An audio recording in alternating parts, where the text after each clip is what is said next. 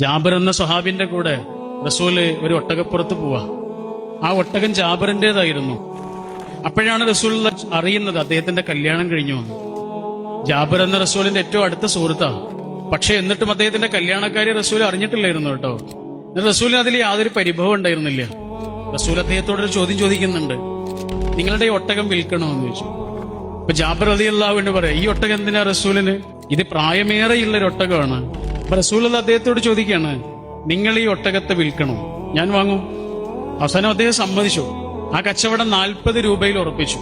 അങ്ങനെ 40 രൂപയ്ക്ക് വാങ്ങിയ ഒട്ടകവുമായി റസൂൽ മദീനയിലേക്ക് ചെന്ന് ബിലാൽ റളിയല്ലാഹു അൻഹുവിന്റെ അടുത്ത് ചെന്നിട്ട് പറഞ്ഞു, ജാബിറിന് 40 രൂപ കൊടുക്കണം. ഞാൻ ഈ ഒട്ടകത്തെ അദ്ദേഹത്തിന്റെ അടുത്ത് വാങ്ങിയിരുന്നു. പിന്നെ ഈ ഒട്ടകവും കൊടുക്കണം, ഈ ഒട്ടകവും കൊടുക്കണം. റസൂലിന് ഒട്ടകം ആവശ്യമുണ്ടായിരുന്നില്ല. പക്ഷെ ജാബിറിന് പണം ആവശ്യമുണ്ടായിരുന്നു എന്ന് റസൂലിന് മനസ്സിലായി. എങ്ങനെ മനസ്സിലായി? മനുഷ്യന്റെ കണ്ണിൽ നിന്ന് അത് വായിച്ചെടുത്തു.